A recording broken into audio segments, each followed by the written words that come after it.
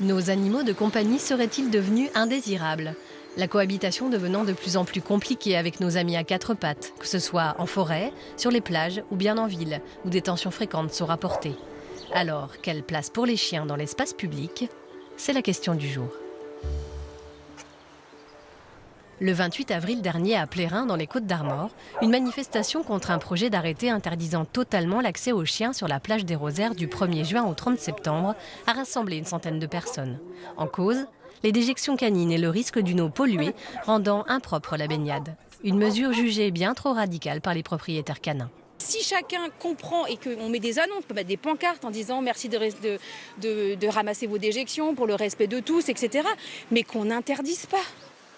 Interdit aussi en forêt de laisser son chien sans laisse du 15 avril au 30 juin pour ne pas déranger la nidification des oiseaux. Même problématique dans certaines zones de dunes du littoral, ce qui n'est là aussi pas toujours bien compris par les propriétaires. C'est pas moi qui ai voté cette loi, on m'a rien demandé. C'est un type dans un bureau et je suis pas d'accord. Donc je respecte les lois si je les comprends, mais avant tout je vais suivre ma conscience avant de suivre la loi. Des mesures restrictives qui reposent surtout sur du bon sens, mais qui montrent aussi toutes les tensions cristallisées autour des chiens, responsables de 10 000 morsures chaque année. Comment ça va? Bon, t'es courageux, hein? Ouais. Sous la pluie, salut mon garçon! Tu me reconnais? Carole Chacneau est comportementaliste canin. Et pour favoriser le vivre ensemble dans les lieux publics avec les humains, elle donne un conseil de base aux propriétaires de chiens. Si on n'a pas préparé notre chien tout petit à se confronter à la nouveauté, à se confronter à différents types de personnes, à se confronter à ce que c'est qu'un vélo, une trottinette, une poussette, à un bruit de voiture, à un tracteur, quand on va le laisser dans l'espace, il peut surréagir. Je dis bien il peut, c'est pas il va. Mais notre chien, s'il est bien préparé, bien stimulé, quand il sort de chez lui, quand il rentre dans un parc comme ça, c'est pas Disneyland. Du coup, le rappel pourrait être plus facile pour le propriétaire, à condition que le propriétaire ait travaillé le rappel. Une bonne cohabitation qui passe aussi par le choix d'un chien compatible avec le mode de vie du propriétaire. Christine sort régulièrement Sirius, un setter anglais de 3 ans qui a la vigueur de son jeune âge. C'est le premier chien de chasse qu'on a et c'est vrai que le chien de chasse, le problème c'est un peu le rappel. Quand il sent quelque chose, il aimerait bien vivre sa vie de chien, quoi. Et c'est vrai qu'il y a de moins en moins de... c'est de plus en plus interdit partout les chiens, c'est ça qui est un peu pénible. D'où la nécessité de lieux dédiés, comme ici au parc des Gailleuls.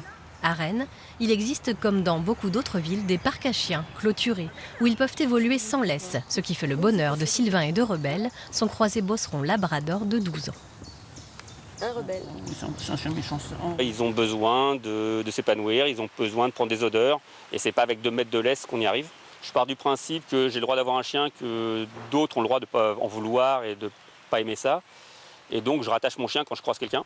Et donc c'est pour ça que des caniparks, s'il pouvait y en avoir plus, ou des plages autorisées, ou des espaces autorisés, ce serait quand même nettement mieux. De plus en plus de communes côtières ont créé des caniplages qui autorisent les chiens toute l'année, même en période estivale, comme c'est le cas depuis 2023 à Saint-Briac-sur-Mer, sur la plage du Tertre-Pelé.